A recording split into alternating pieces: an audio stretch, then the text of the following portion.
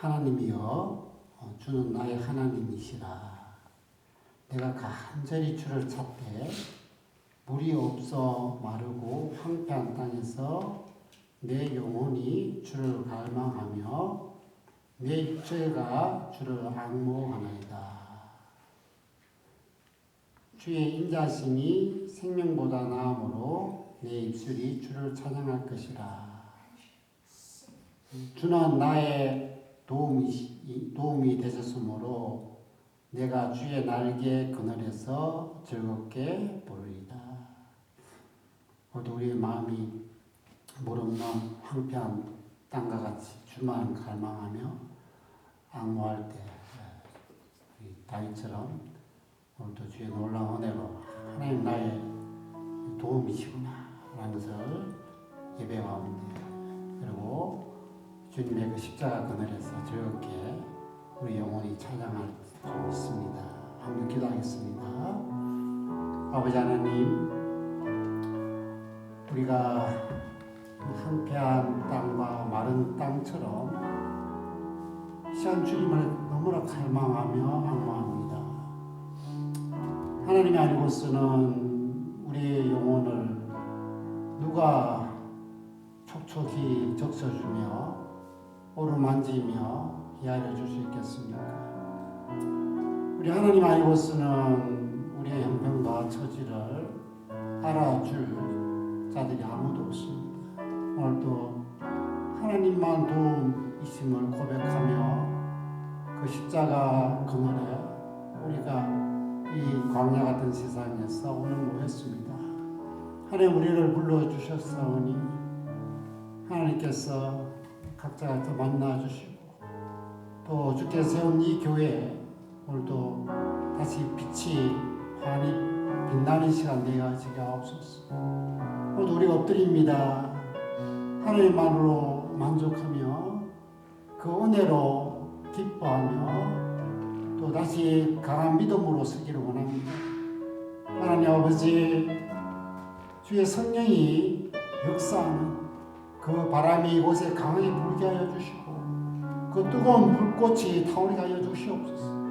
정말 하나님을 우리 깊은 영혼 속에서 경험할 수 있도록 그 은혜를 맛볼 수 있도록 아버지뿐이라는 것을 고백할 수 있도록 이끌어 주실 것을 믿사오며 예수님의 이름으로 기도합니다. 아멘. 오늘 우리 영혼의 눈을 열어서 우리 주님 앞에 서 있습니다. 주님 앞에 내가 서 있네. 주 앞에 내가 서 있네.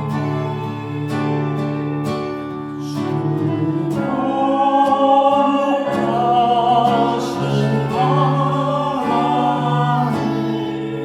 하나님 이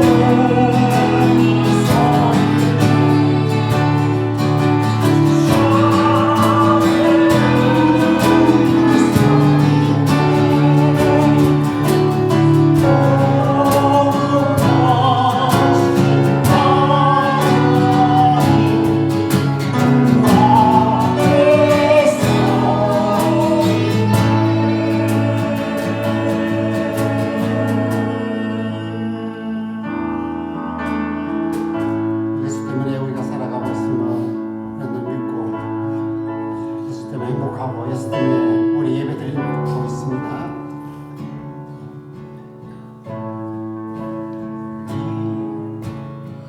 위대한 그 사랑으로 십자가 주님 지사는 세상 속에 되었네.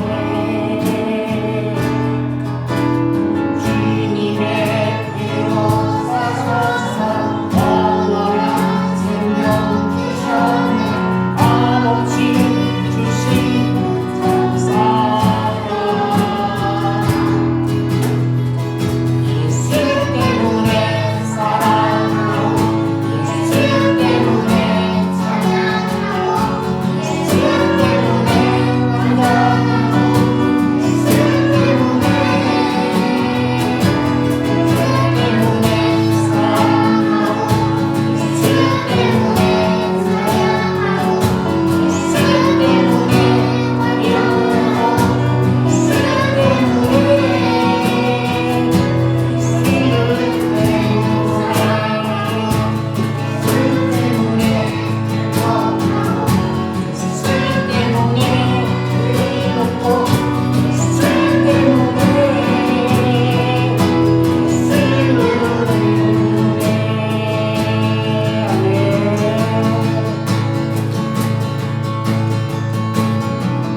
어려워진 마음 죄는 깊이로 계속하셨네.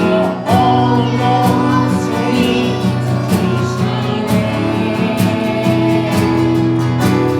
울리고 있는 일상이로 취약 속에 얹으셨네. 날마다 함께 하시네. 예수 때문에 사랑하고 예수 때문에 찬양하고 예수 때문에 감동하고 예수 때문에 예수 때문에 사랑하고 예수 때문에 찬양하고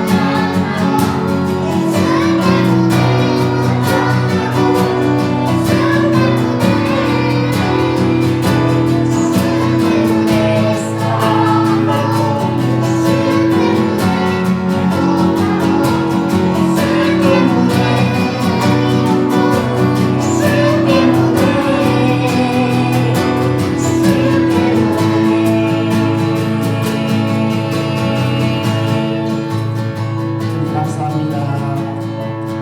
주님 때문에 우리가 살아갑니다. 주님 때문에 이 시간 찬양합니다. 예수님 때문에 물론 완전하게 되었습니다. 주님뿐입니다. 다시 한번 모두 다 예수님 때문입니다라고 고백하면서 찬양하겠습니다. 위대한 그 사랑으로 십자가 세상 속에 빛내시네. 주님의 피로 사셔서 영원한 값없이 주신 감사라.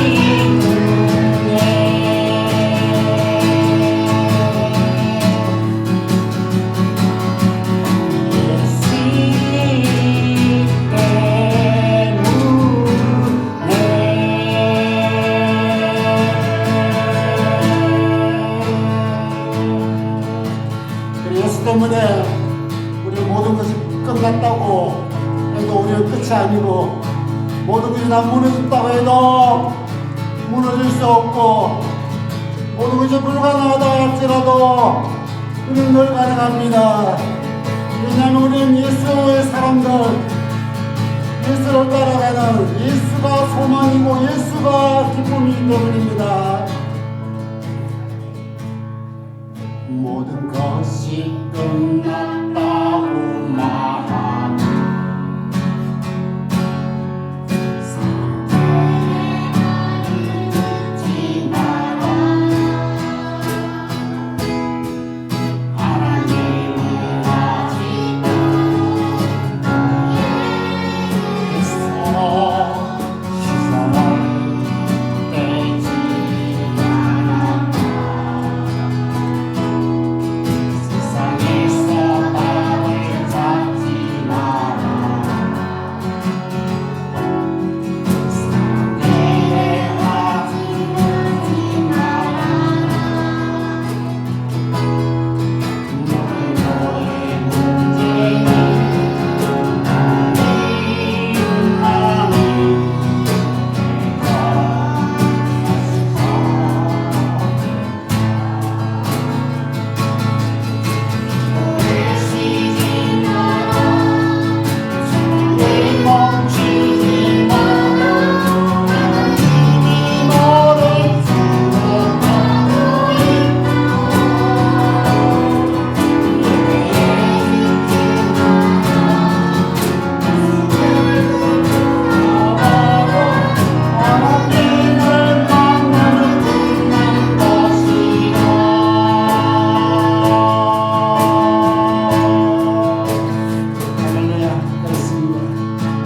만나고 끝난 것입니다.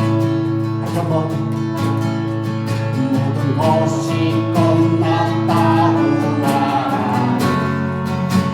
사탄의 말을 믿지 마십시오. 사탄의 말을 믿지 말아라. 하나님은 아직도 우리에게 시선을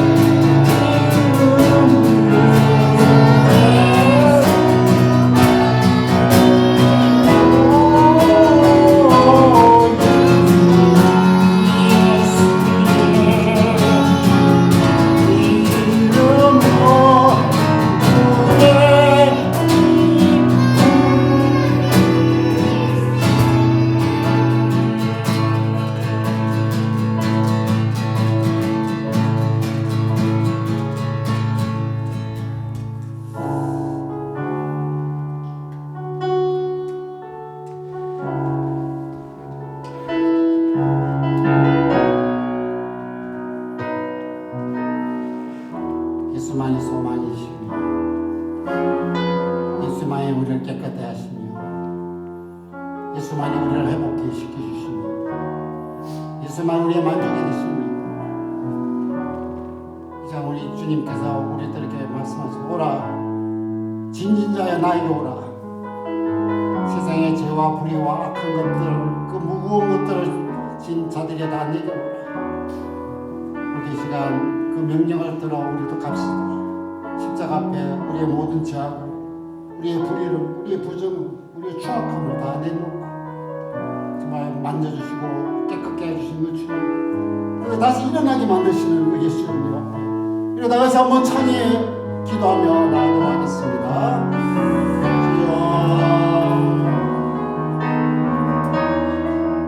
오늘 이 시간 정말 그 예수 주님의 이름을 높이며 찬양하며 나아갔습니다. 우리 주님 무거운 짐 진 자들 괴롭고 힘든 자들 다 허락하셨습니다. 오늘도 우리가 참 세상 살면서 온갖 죄악과 추악함과 더러움과 끊을 수 없는 것들과 썸뿌리들과 정말 감당할 수 없는 것까지 십자가에 달려 모든 땅과 살찌고 펴린 주님 그 은혜로 우리를 덮어주시옵소서.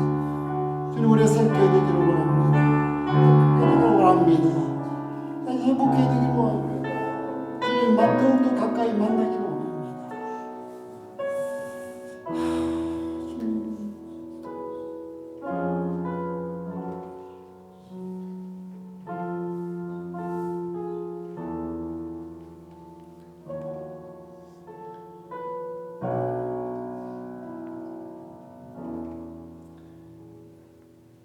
우리를 위해서 모든 것 다 쏟으시고 사랑 베푸시고 죽어주시고 부활의 소망 되시고 결코 나는 너를 버리지 않겠다고 약속하냐. 너는 내 것이고 너는 내 아냐. 나는 너의 아냐. 너를 함께하기를 기뻐 즐거워하시니 예수님 이름으로 감사하며 기도드립니다. 아멘. 이 시간 오늘 종교개혁주일입니다. 함께 이 시편 종교개혁주일 관련된 말씀을 나누도록 하겠습니다. 나의 힘이신 여호와여 내가 주를 사랑하나이다. 여호와는 나의 반석이시요 나의 요새시요 나를 건지시는 분이시요 나의 하나님이시요 내가 그 안에 피할 나의 바위시요 나의 방패시요 나의 구원의 뿌리시요 나의 산성이시니라.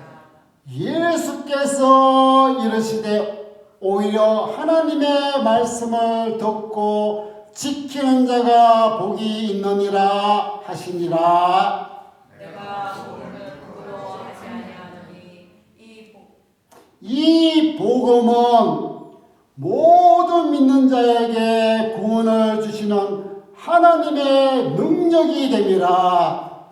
먼저 유대인에게요 그리고 헬라인에게로다. 복음에는 하나님의 의가 나타나서 믿음으로 믿음에 이르게 하나니 기록된 바 모든 의인은 믿음으로 말미암아 살리라 함과 같으니라. 너희가 내 말에 거하면 참으로 내 제자가 되고 진리를 알지니 진리가 너희를 자유롭게 하리라. 우리 주 예수 그리스도로 말미암아 우리에게 승리를 주시는 하나님께 감사하노니 그러므로 내 사랑하는 형제들아 결심하며 힘들지 말고 항상 주일에 더욱 힘쓰는 자들이 되라. 아멘. 그다지 하나님께 이 사도들이 만든 이 고백으로 신앙을 하나님께 고백하겠습니다. 나는 전능하신 아버지 하나님 천지의 창조주를 믿습니다. 나는 그의 유일하신 아들 우리 주 예수 그리스도를 믿습니다. 그는 성령으로 잉태되어 동정녀 마리아에게서 나시고 본디오 빌라도에게 고난을 받아 십자가에 못 박혀 죽으시고 장사된 지 사흘 만에 죽은 자 가운데서 다시 살아나셨으며 하늘에 오르시어 전능하신 아버지 하나님 우편한 자 계시다가 거기로부터 살아있는 자와 죽은 자를 심판하러 오십니다. 나는 성령을 믿으며 거룩한 공교회와 성도의 교제와 죄를 용서받는 것과 몸의 부활과 영생을 믿습니다. 아멘. 오늘 우리를 대표로 유예린 사모님 기도해 주시겠습니다.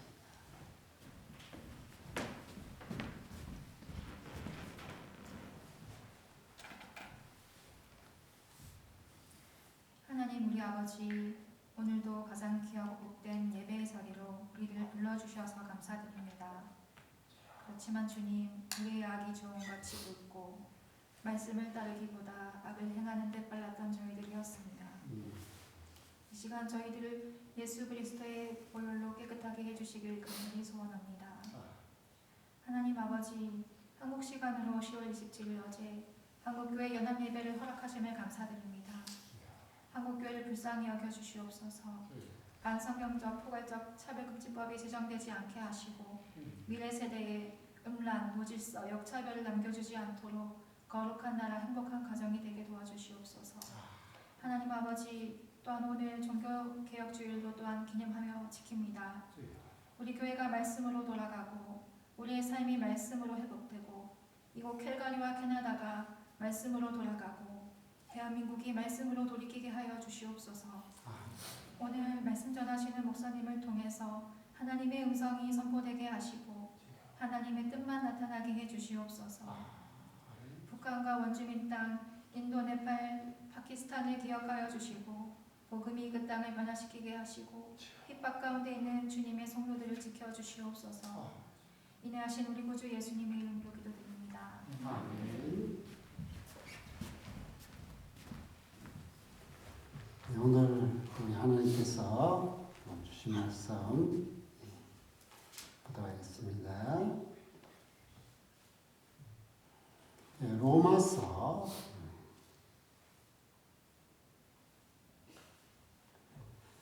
로마서 1장 17절 다 같이 한 목소리로 살아계신 하나님의 살아있는 생명의 말씀을 읽도록 하겠습니다. 같이 읽겠습니다. 복음에는 하나님의 의가 나타나서 믿음을 말하게 하나니 기록된 바 오직 의인 믿음으로 말미암아 살리라 함과 같으니라. 아멘. 이 말씀으로 우리 오직 믿음이라 목사님 말씀 전해주시겠습니다.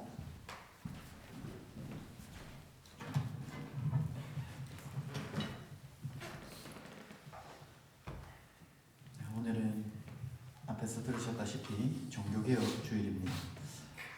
종교개혁이라는 말을 우리가 들어본다면 세상에는 수많은 종교들이 있죠. 불교, 힌두교, 일본에 가면 수만 가지 종교들이 있고요.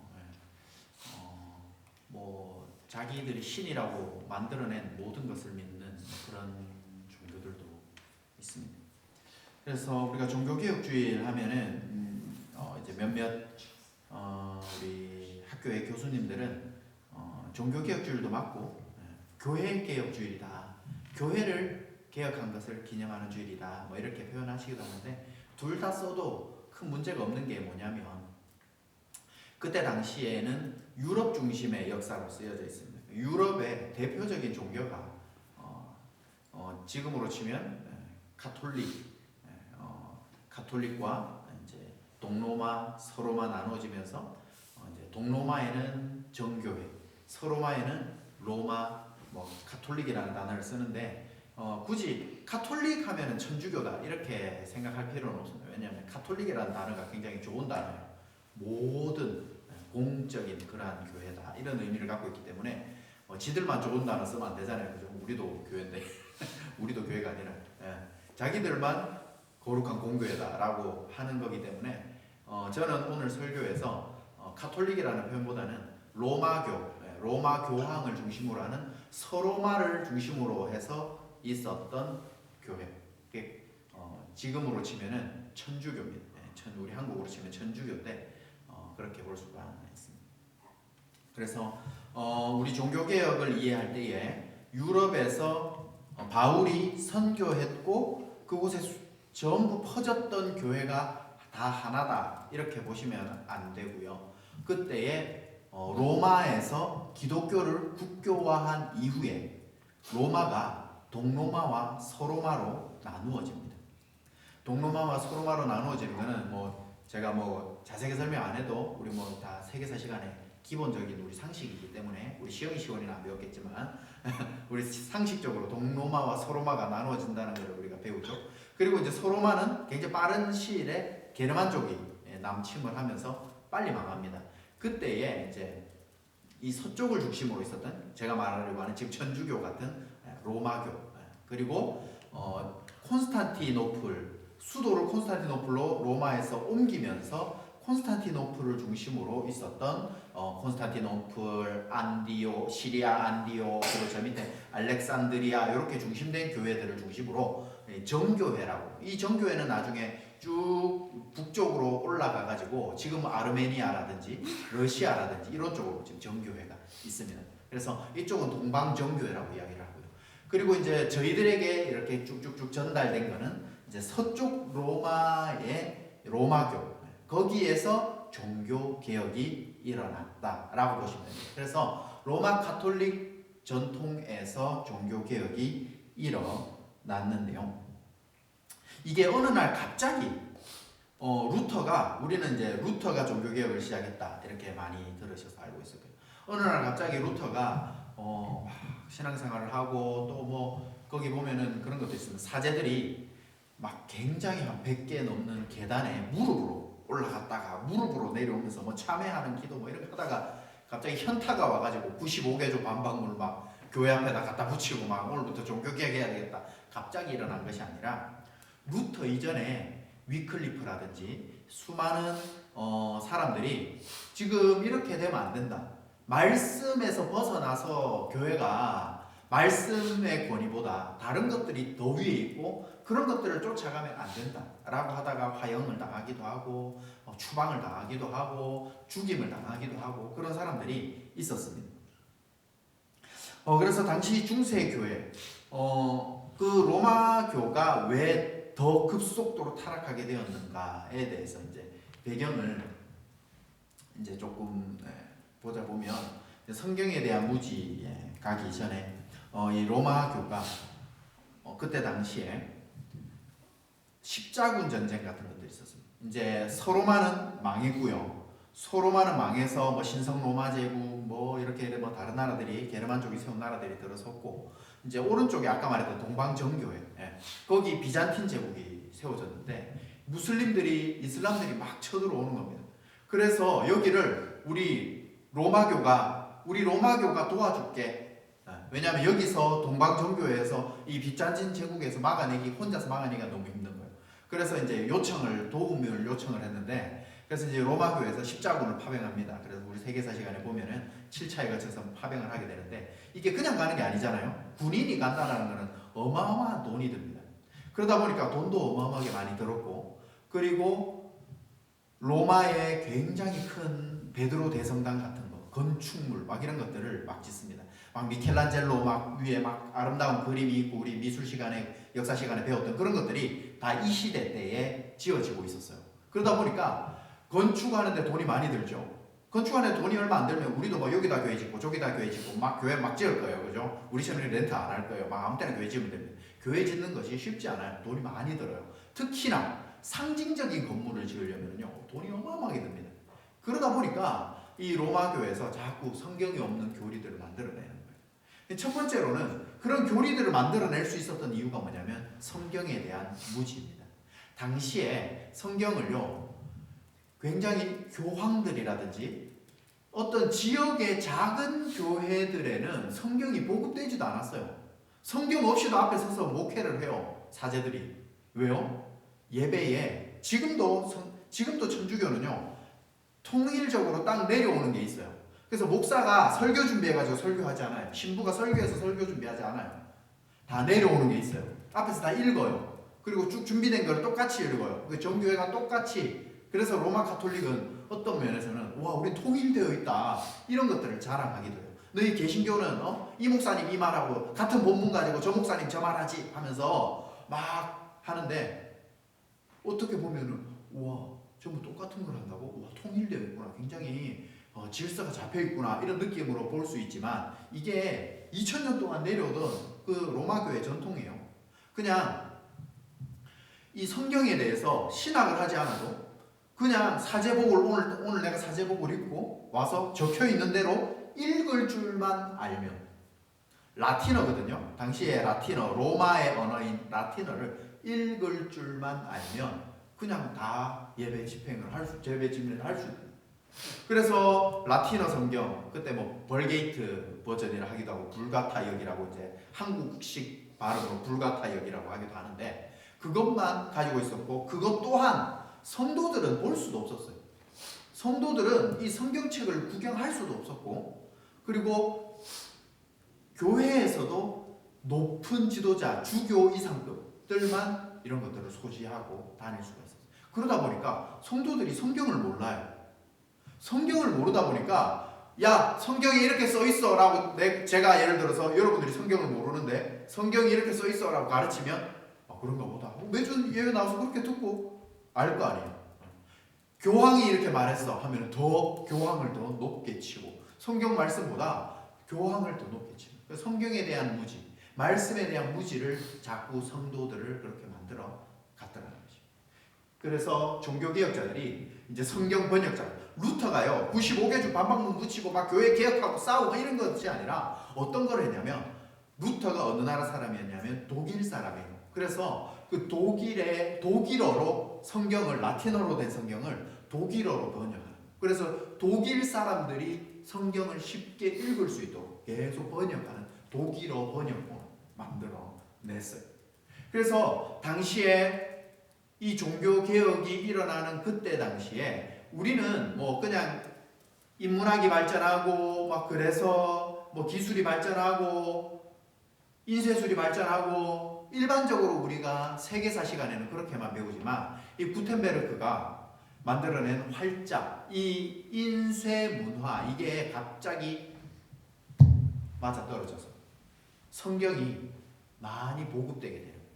아무리 루터가 번역을 했었어도요, 루터가 아무리 손으로 번역을 해도요, 여러분 성경 66권을 손으로 써가지고 내면 1년에 몇 권을 몇 사람한테 보급을 할 수 있겠어요. 그런데 하나님께서 이때 이 인쇄 활자를 준비하셔서 인쇄술이 개발되게 하셨어요.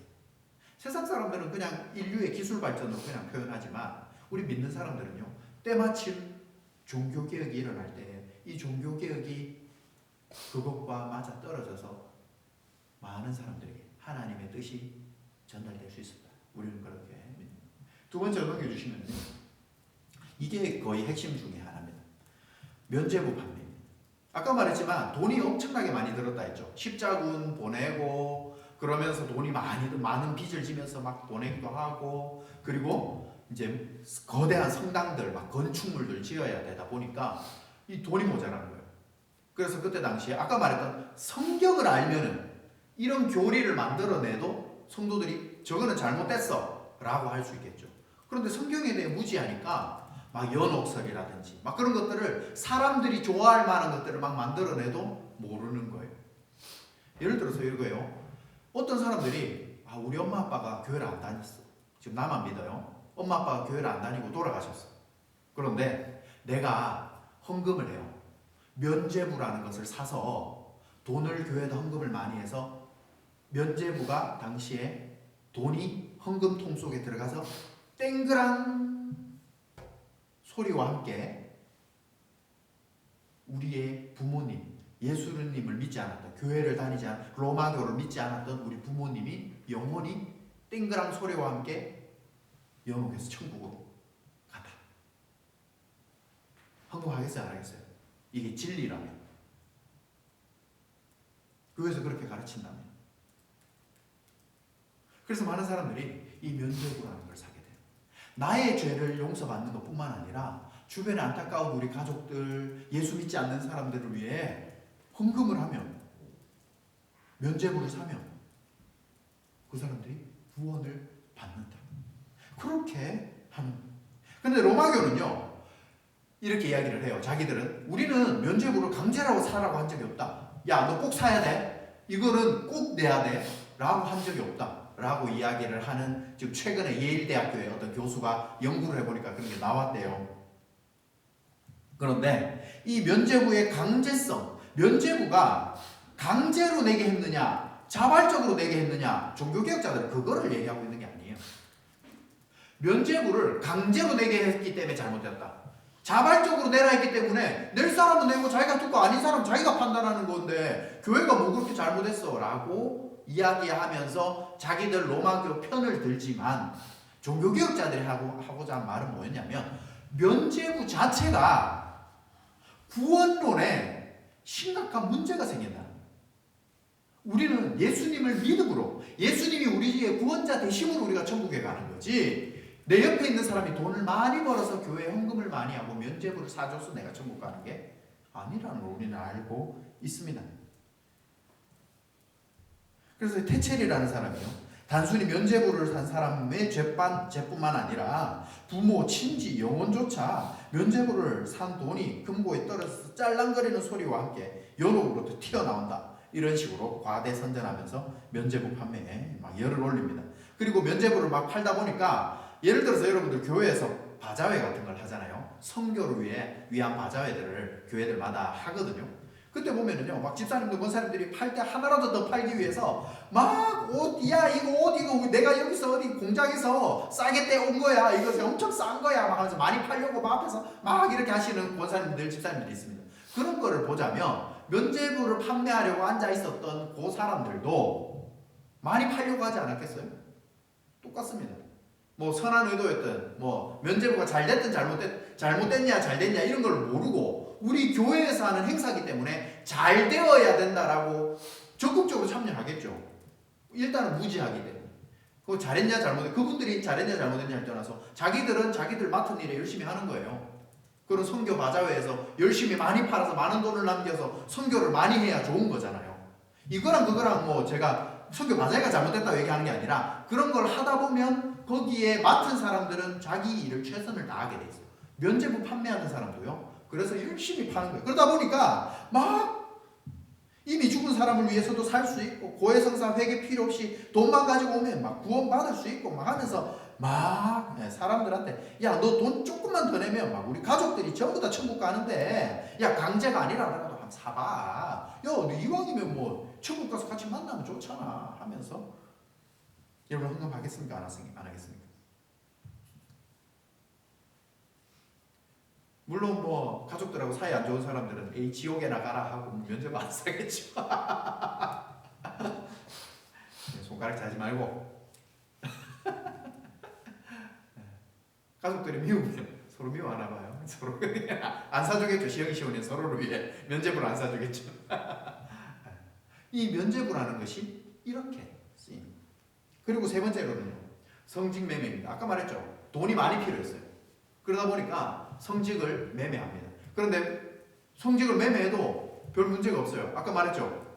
성경에 대한 이해, 공부, 뭐 신학 공부 이런 게 필요 없어요. 그냥 사제 복만 입고 돈 많은 사람이 돈 교회에다 많이 갖다 바치고, 오늘부터 내가 어느 지역의 신부로 부임을 해요. 그러면 아까 말했지만 예배 쭉 된 거 기도문 1 앞에서 기도문 다 읽으면 돼요. 기도 우리처럼 이렇게 우리 사모님들 막 토요일날 막 열심히 쓰실 텐데 그럴 필요가 없어요. 그냥 똑같이 매주 똑같은 기도 제목, 그리고 절기마다 매주 기도문이 다 있어요. 읽으면 돼요. 기도문 앞에서 이렇게 설교도 다다닥 읽고 내려가면 돼요. 다 준비되어 있어요. 그러다 보니까 이 교회가 로마교가 교회라는 표현 좀 그렇죠. 로마교가 점점 성경에서 멀어지고 또 다른 수많은 이유들이 있는데 일단 대표적인 거 세 가지만 제가 말씀을 드렸습니다. 그래서 이러한 상황이었다. 그러한 상황에서 종교 개혁자들이 많이 일어났는데 이제 다음 화면 넘겨주시겠어요? 제일 첫 번째가 이제 루터가 독일에서 95개조 반박문을 성당에다 갖다 붙입니다. 너무나도 유명한 이야기죠. 많이 들어보셨을 겁니다. 그래서 루터를 통해서 이제 루터교가 여기 보면 루터란이라고 루터교가 있어요. 한국에는 루터교가 거의 없어서 저 한국에서는 거의 본 적이 없는데 여기 오니까 루터교들이 있더라고요. 루터가 이 바울과 어거스틴의 신학에 영향을 받아서 믿음으로 구원을 얻는다 이렇게 주장을 합니다. 그리고 이제 스위스 쪽에는 쯔빙글리라는 사람이 이제 그곳에서 열심히 활동을 했습니다. 이 사람이 이 쯔빙글리가 이제 우리 존 칼빈이 우리 개혁 신학에서 굉장히 유명한 기독교 강요를 쓰시는 아주 유명한 분인데 이분의 신학에 많은 영향을 미친 그런 분이세요. 그래서 쯔빙글리는 로마 카톨릭이랑도 신학적으로 싸웠어야 되는데 그때 당시에 개혁을 하다 보면은요 좀 급진적인 사람들이 있어요. 그러니까 막 평화적으로 우리 한국에 평화적으로 촛불 들고 서 있는 사람들도 있었지만 옆쪽에서 막 돌 던지고 막 버스 부수고 막 하는 급진적인 사람들도 같이 있었듯이 급진적인 제세례파라는 사람들이 있었어요.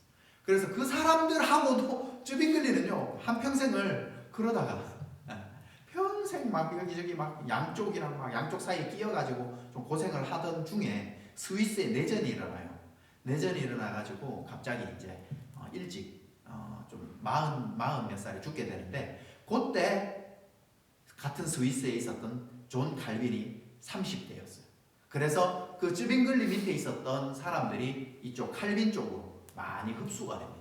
그래서 칼빈 밑에서 많은 신학자들이 배우게 되는데 오늘 제가 여러분들에게 종교개혁 중에 말씀드리고 싶은 핵심은 우리는 누구예요?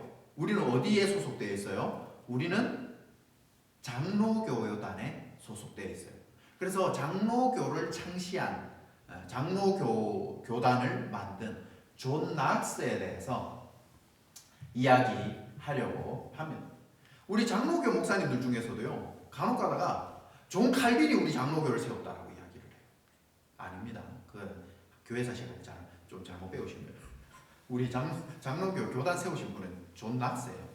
아무튼 신학적으로는 존 칼빈의 영향을 받아요. 왜냐하면은 존 낙스가 나중에 제가 설명해 드리겠지만 존 칼빈에게 가서 그 밑에 제자들과 같이 신학을 배우거든요. 그래서 그 영향을 받아요. 그러니까 결국에는요 뭐다라고 하지만 결국에는 아까 말했던 성경으로 돌아가자, 초대교회의 모습을 회복하자라는 게 그거고요. 이 다 뭐 아무튼 조금의 뭐 성찬에서 차이가 있어서 조금씩 갈라졌어요. 그래 그거는 나중에 또 우리가 뭐 종교개혁이 올해만 있는 게 아니고 뭐 종교개혁은 매년 있으니까 나중에는 뭐 루터에 관련돼서 좀 제가 해드리고 아니면 뭐 쯔빙글리에 대해서 좀 해드리고 뭐 이렇게 하나씩 할 수 있으니까 오늘은 존 낙스입니다. 칼빈이 영향을 미쳤고 그리고 영국 국교회 성공회라고 하는데요. 지금 우리가 렌트해서 드리는 이 교회 이런 교회입니다. 영국 국교회인데 영국 국교회는요 칼빈으로부터 신학적으로는 영향을 받았지만 좀 약간 루터나 쯔빙글리나 존 칼빈하고는 존 낙스하고는 조금 다른 의미로 교단이 세워졌어요.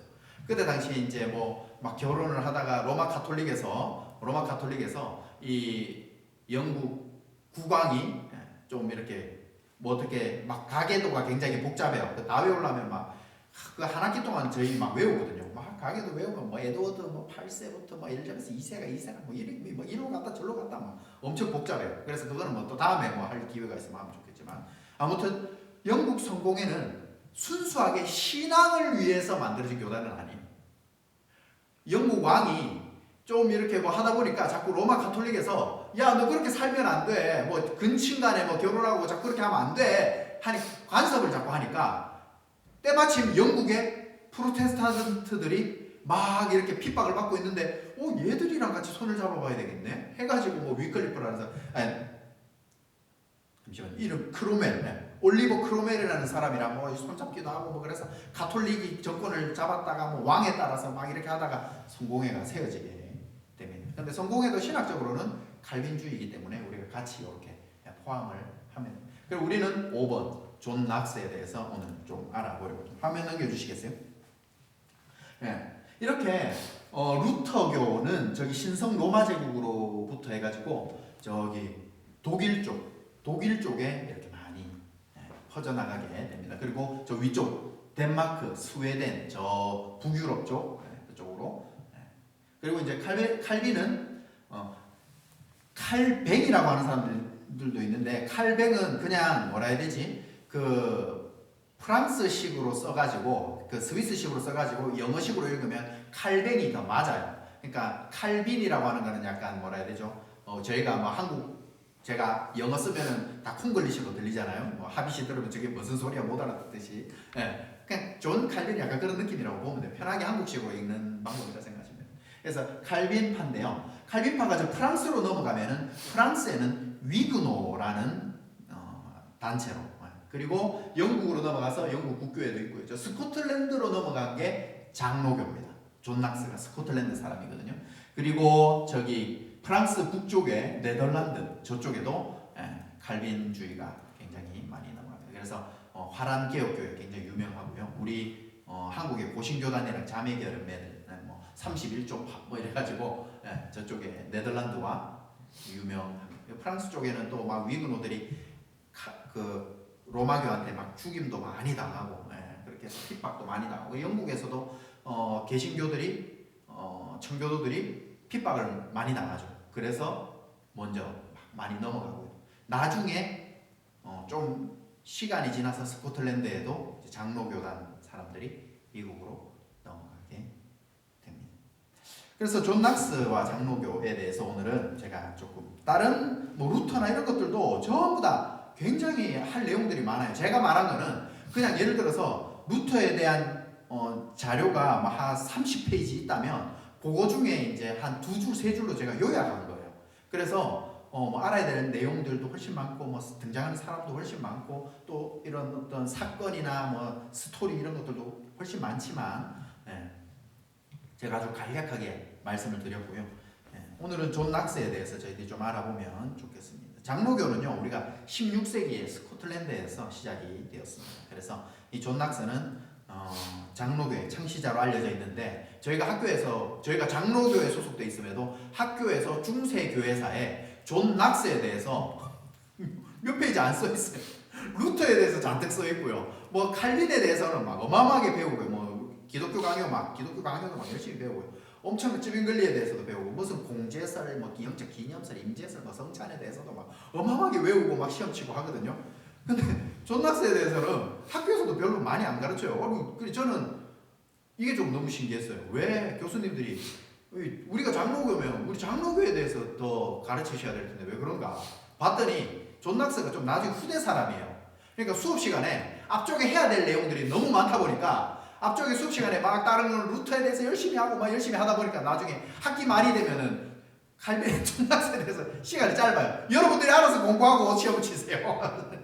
알아서 공부하라고 내용이 좀 짧아요. 그러다 보니까 약간 후대 사람이라서 피해를 보지 않았나, 저는 그냥 이렇게 저 혼자 그렇게 생각을 해보았습니다. 그래서 루터랑 이 칼빈의 영향을 받아가지고요, 핵심 사상으로 이 장로교단을 만들게 됩니다. 존 낙스는요, 원래 젊었을 때부터 이 성직자의 길을 걷고 있었어요. 그리고 이렇게 설교도 하고 그렇게 하고 있었는데, 이 안에서 뭔가 아닌 것 같은 거예요. 이 종교적 갈등이 있었고, 또 왕들이 자꾸 교회에 간섭을 하는 거예요. 영국에 아까 말했죠. 영국의 왕들이 자꾸 교회에 간섭을 해요. 지금으로 치면 자꾸 총리가 교회 이렇게 해라 저렇게 해라 자꾸 간섭을 하는 거예요.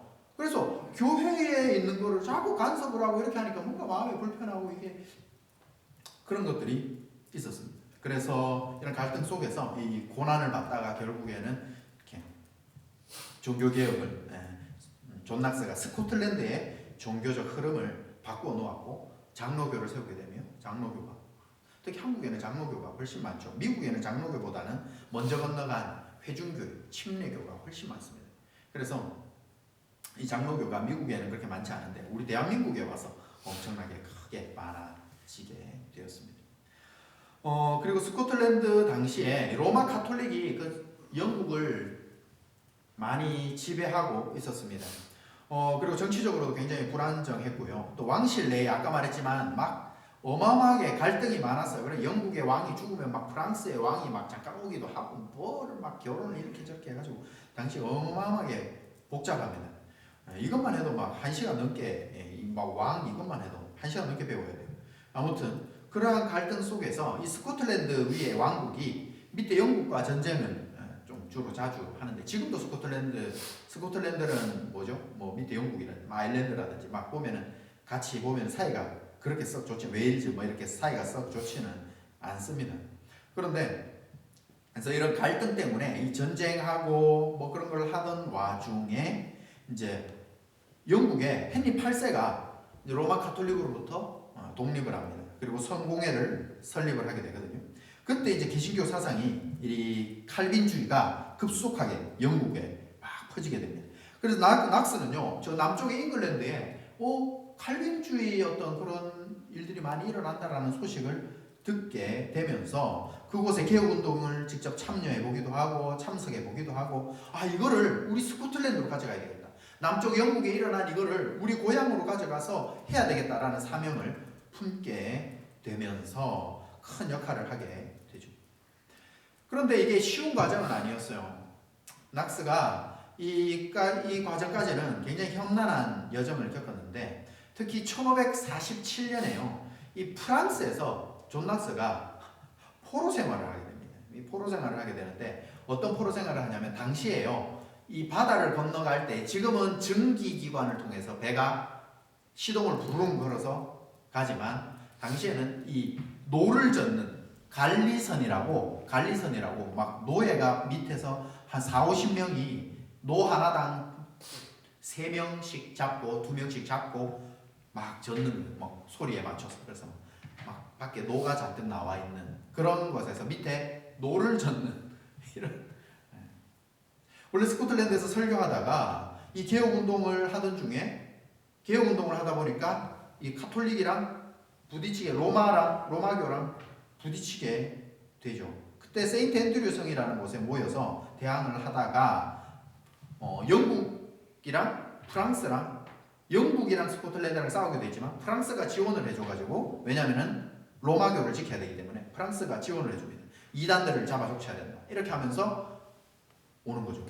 그래서 이 프랑스 군대에 존 낙스가 붙잡히게 돼요. 그래서 포로로 잡혀가게 되는데 이 프랑스 군대에 포위당해서 잡혀가고 나서 이 갤리선에서 노역을 하면서 한 19개월 동안을 이 노예 생활을 했어요. 좀 길다면 길고 당시에 이 노예 생활을 하다 보면은 많이 죽거든요. 배 밑에서 이렇게 해도 못 보고 계속 이런 걸 하다 보면 노예들이 많이 죽어요. 그 와중에 이제 존 낙스는 포로 생활은 하였지만 열악한 상황 속에서 그래도 목숨을 잃지는 않았습니다. 그런데 그 가운데서 이제 하나님을 향한 믿음과 어떤 그런 것들이 좀 더 강화되는 그런 계기가 되죠.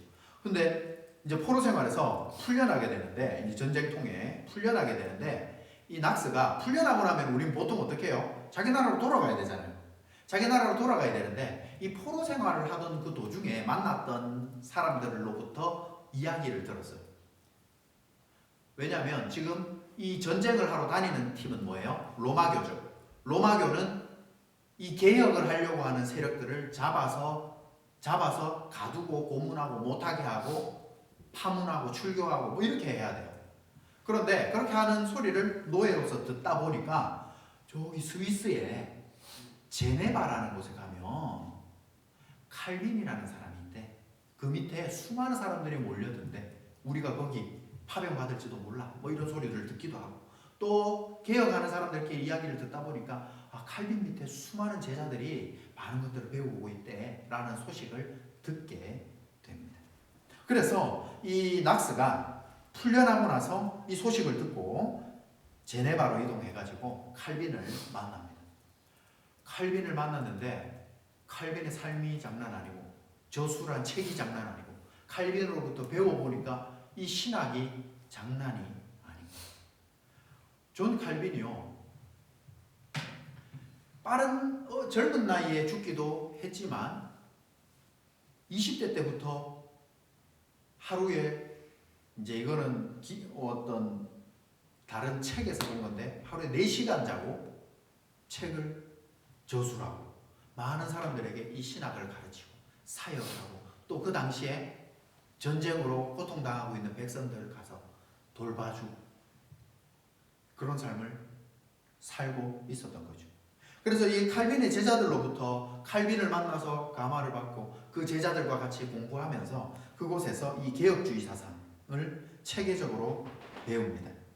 그래서 이 체계적으로 배운 이유가 나 혼자 잘 배워서 내가 훌륭한 목사가 되어야 되겠다가 아니라 열심히 배워서 이 존 낙스의 머릿속에는 저 스코틀랜드 땅이 머릿속에 계속 깔렸던 거예요. 하나님, 이 개혁주의 교회, 이 말씀 위에 서 있는 이 교회를 저 스코틀랜드에 세울 수 있게 도와주세요. 계속 사모하는 마음으로 열심히 배우고 나중에 스코틀랜드로 돌아오게 됩니다. 그리고 스코틀랜드로 와가지고 설교를 하고 교육을 하고 개혁사상을 확산시키게 되면서 이 로마 교회에 대한 비판과 개혁의 필요성을 강력하게 사역을 했습니다. 그래서 1560년 12월 20일에 이 스코틀랜드에 에든버러라는 곳이 있습니다. 그 에든버러에서 자신을 포함한 목회자 6명에서 그리고 목사님은 6명이었고 장로님들 36명과 함께 스코틀랜드 장로교회를 조직하게 됩니다. 이게 우리의 뿌리 장로교가 1560년에서 스코틀랜드에서 생겼다. 이 정도는 알아놓으시면 좋을 것 같아요. 우리가 다니고 있는 장로. 뭐 장로교나 침례교나 뭐 어디나 다 예수님 믿고 구원 받으면 되지. 예, 맞습니다. 뭐 순복음 가서 구원 받으면 예수님 믿고 구원 받으면 됩니다. 그런데 적어도 우리가 장로교에 있다면 뭐가 다른지 정도는 알아야겠죠.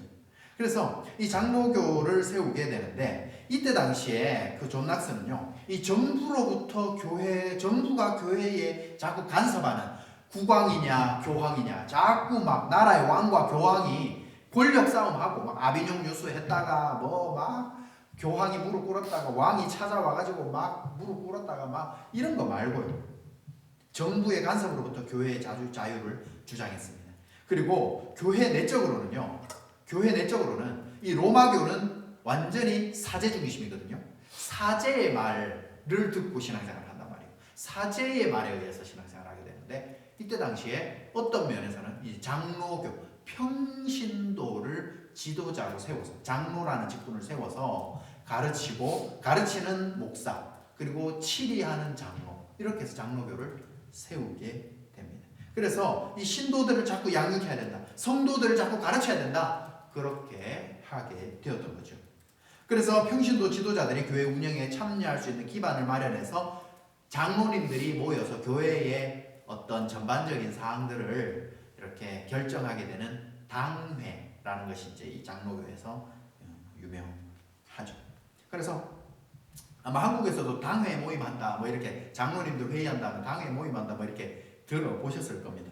그래서 그런 어떤 기틀을 마련했는데 이것이 바로 어떤 로마 교회 성직자 중심 구조와는 다르게 성도들이 책임감을 가지고 내가 이 교회의 일원이다 라는 어떤 사명감을 가질 수 있도록 어떤 민주적인 체제를 교회에 도입한 중요한 출발점이 되었습니다. 그리고 장로교의 교리는요, 그래서 신학적으로는 칼빈주의가 맞아요. 장로교 교단을 존 낙스가 세웠지만 신학적인 체계는 칼빈주의가 맞습니다. 그런데 교회 구조, 정치 체제는 장로교다. 우리는 그렇게 알면 되겠죠. 그래서 존 낙스가요, 이 신앙의 체계를 정립하면서 중요하게 생각했던 것 중에 하나가 뭐냐면 신앙 고백서예요. 우리 예배 전에 같이 신앙 고백하죠. 매주 무슨 신앙 고백하나요? 사도신경. 사도신경이라는 신앙 고백을 합니다. 그런데 아쉽게도 신앙 고백에는요, 사도신경 하나만 있는 게 아니에요. 좀 몇 개가 있어요. 우리 교회에서 인정하는, 공적으로 인정하는 신앙 고백은요, 웨스터민스터 신앙 고백, 소요리 문답. 그리고 우리 장로교는 이거를 우리가 직접적으로 배우지는 않지만 우리 장로교회는 스코틀랜드에서 존 낙스가 스코틀랜드 교리 신앙 고백, 스코티시 컴패션 오브 페이스 해가지고 이 스코틀랜드 신앙 고백을 만들게 되면서 장로회 제도 그리고 목사님과 장로님들이 공동으로 같이 교회에서 이렇게 교회를 잘 세워가도록 하나님의 교회를 잘 세워갈 수 있도록 만들게 됩니다. 그래서 예배의 여러 가지 중심 사항이나 신학이나 이런 것들을 칼빈으로부터 이렇게 해서 예배 형태를 확립하기도 하고요. 또 이런 것들을 잘 세워서 교회 정치 체제를 장로교 체제로 하게 되면서 이 장로교가 국제적으로 성장하고 이렇게 수많은 영향을 미치게 됩니다.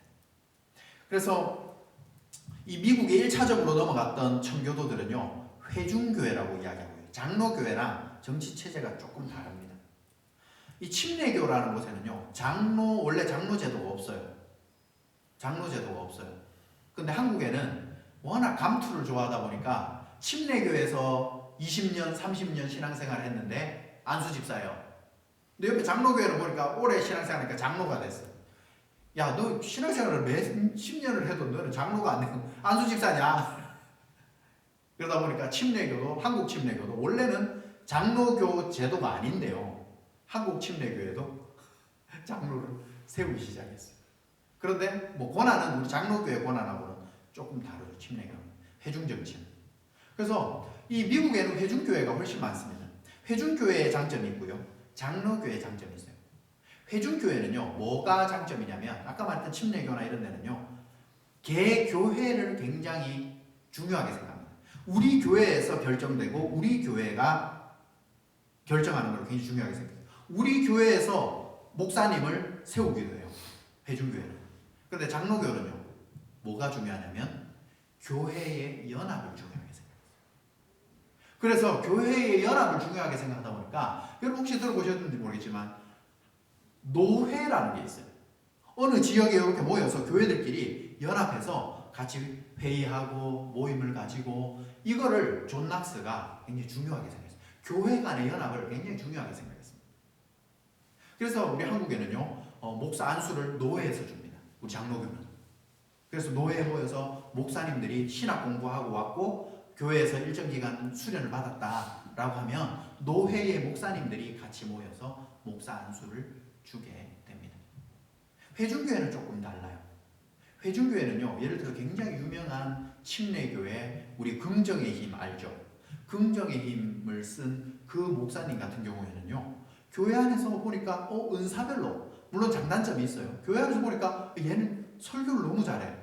막 어려서부터 중고등부 아이들부터 막 중고등부 아이들이 있는데 자기가 막 중고등부 아이들 앞에서 성경을 가르치는데 너무 잘 가르쳐요. 넌 달란트가 있구나 하다가 나중에 나이가 돼서 우리 교회 목사님이 돼주세요 해서 그 교회에서 설교 잘하는 분이 목사가 되기도 해요.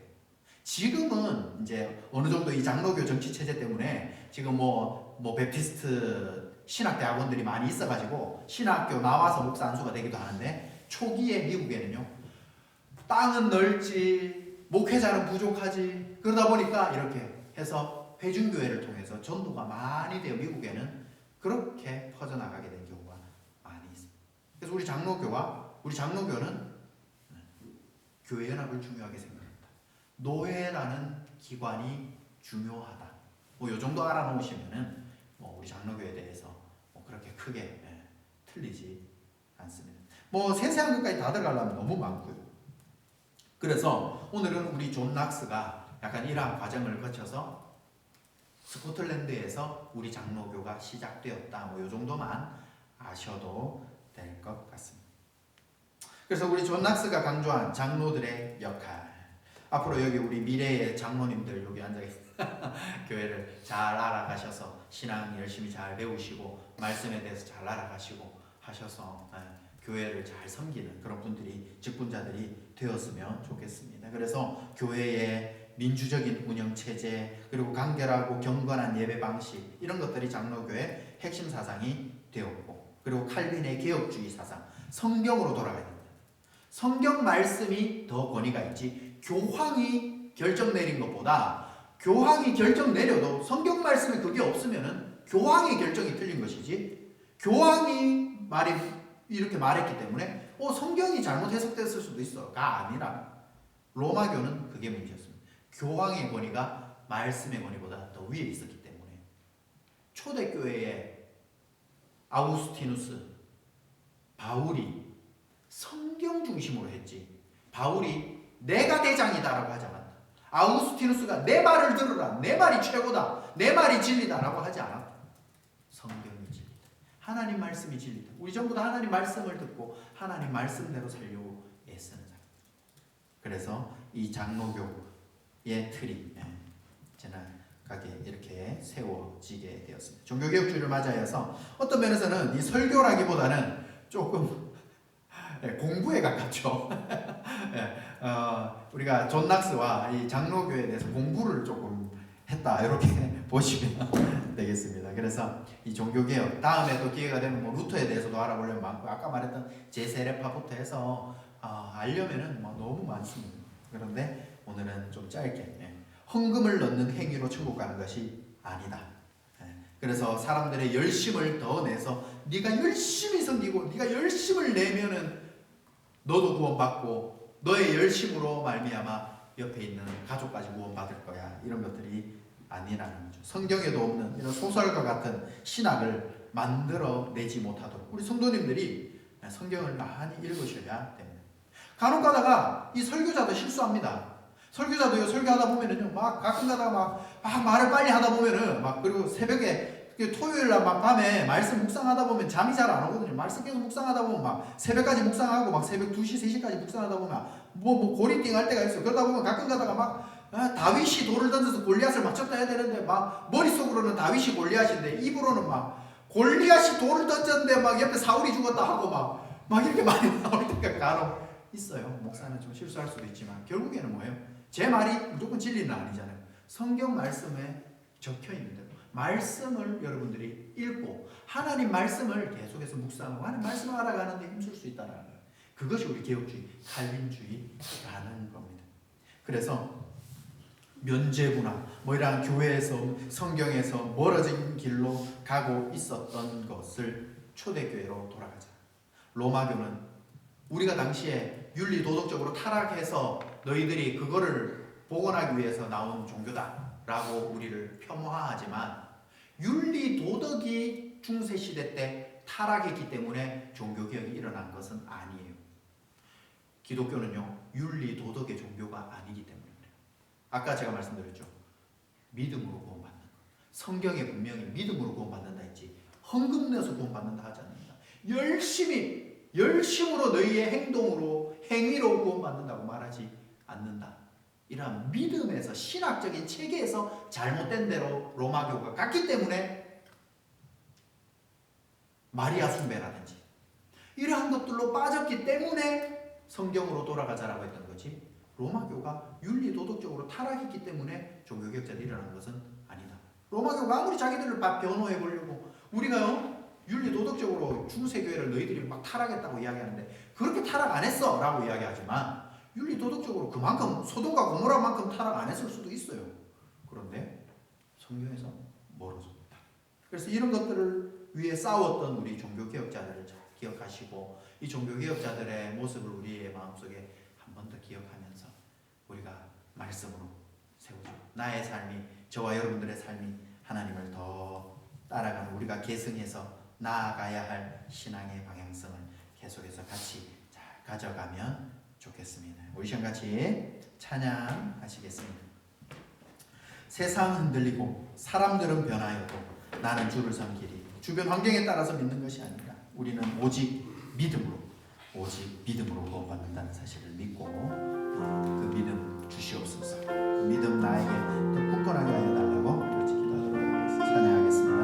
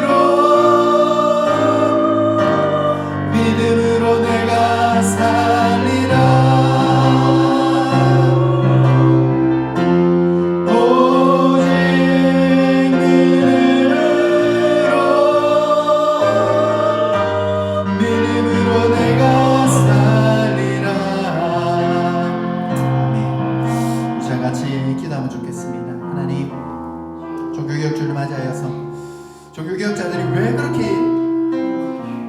교회를 위해 목숨을 던지면서까지 그렇게 세웠을까?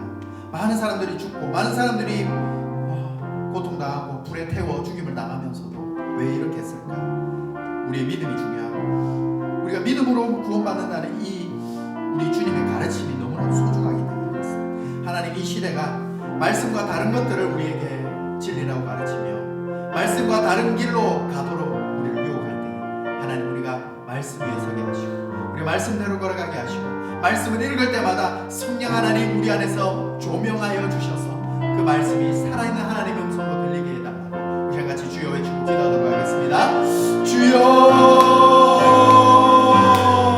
아버지 하나님 우리 주교회를 맞이하여 아버지 하나님 우리가 하나님 이러한 믿음의 선배들의 그 피땀 흘린 노력이 그 노력들이 하나님 우리에게 잘 전승이 되고 하나님 우리 또한 이 믿음을 잘 지켜서 우리 자녀 세대들에게 우리 다음 세대들에게 계속해서 이 개혁주의 신앙 말씀 중심 신앙을 하나님 오직 믿음 신앙을 오직 성경 신앙을 우리가 잘 가르쳐갈 수 있도록 아버지 하나님 은혜 베풀어 주시옵소서.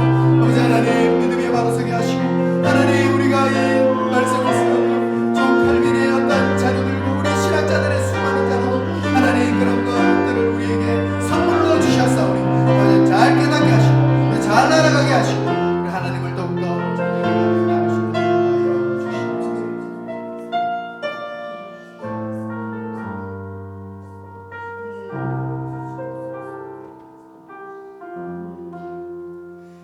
사랑의 아버지 하나님 우리가 말씀으로 계속해서 개혁되어져 가야 한다라는 우리 칼빈의 구호처럼 우리가 하나님 말씀에서 멀어져 갈 때마다 우리 안에 회개의 영을 다하여 주셔서 하나님 내가 주님 앞에 눈을 감을 때마다 말씀을 읽을 때마다 하나님 내가 주님 앞에서 말씀대로 살지 못한 것들을 자꾸 생각나게 하여 주심을 감사합니다. 그게 때로는 아프지만 그게 때로는 너무나도 절망적이지만 하나님 나는 안 되는 인간입니까? 라는 생각이 들 정도로 하나님 주님 앞에 섰을 때 말씀 앞에 섰을 때에 너무나도 연약한 모습들인 저희들입니다. 하지만 그러한 저희들을 살리기 위하여 귀하고 거룩한 보혈을 흘려주셨고 그 보혈로 말미암아 우리가 구원받았고 오늘도 그 보혈의 능력을 힘입어 주님 앞에 나아갈 수 있음을 고백합니다. 아버지 하나님 저희들이 내 노력으로 내가 드린 헌금으로 내가 드린 노력으로 주님 앞에 서는 것이 아니라 오로지 예수 그리스도의 공로로 주님 앞에 설 수 있음을 우리 종교개혁자들이 남겨주신 그 유산에 따라 저희들이 오직 믿음으로 주님 앞에 나아갑니다. 그때 그 은혜가 더 크고 그 은혜가 더 놀라움을 저희들이 깨닫고 알아가게 하여 주시옵소서. 이 시간 하나님 앞에 귀한 예물 드립니다. 이 예물로 우리가 구원받는 것은 아니지만 하나님이 주셨던 모든 달란트와 직장과 모든 것들을 감사해서 아버지 앞에 드립니다.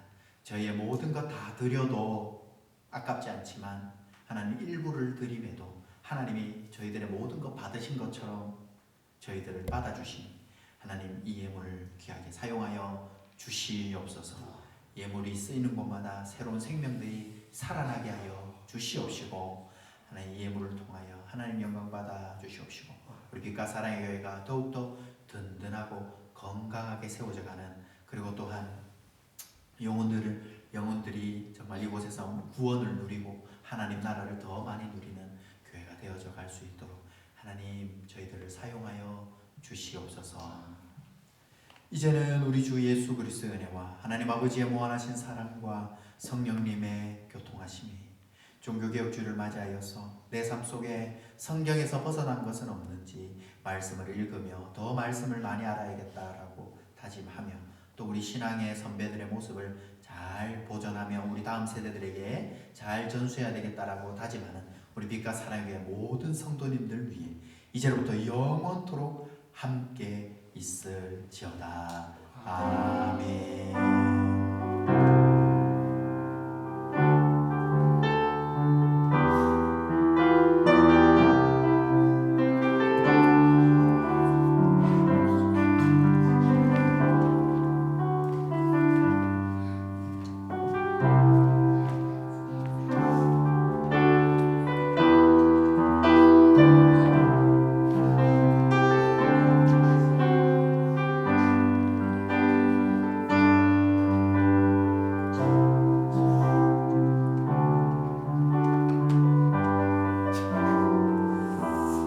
하나님께 영광의 박수를 드리겠습니다. 오늘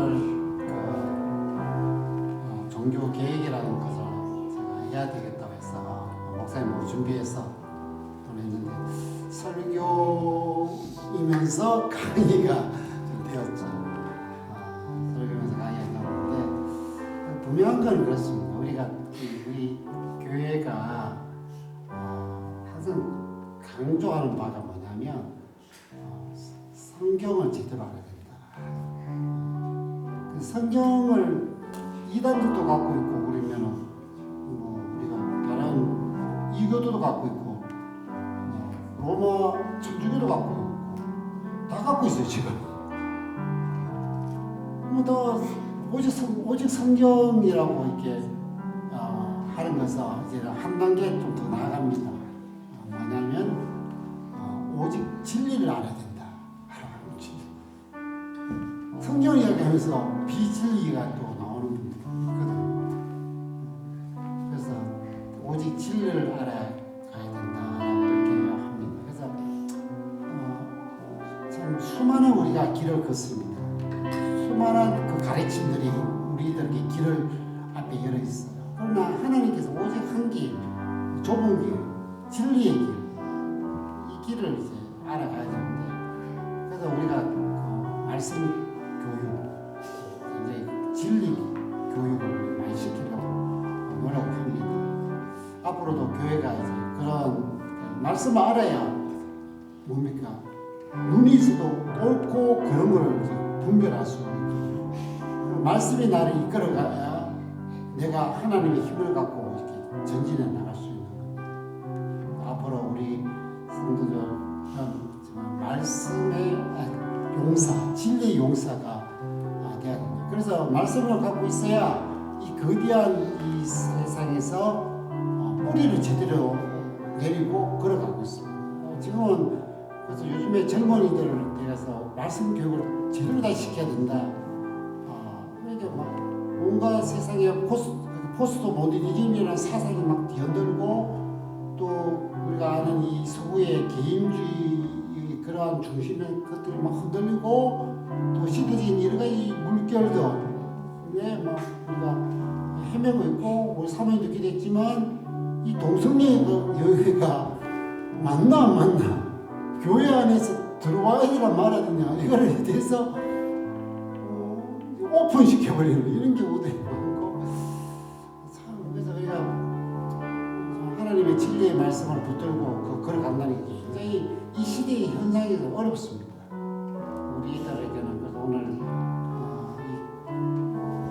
이 신앙의 종교 개혁자들이 걸어가는 그 마음을 교쳐서 우리들에게는 이런 바른 하나님의 말씀을 따르고 그리고 세상에 물들지 않고 항상 하나님의 말씀으로 계속 돌아가려고 합니다. 인간은 계속 벗어나게 되어 있습니다.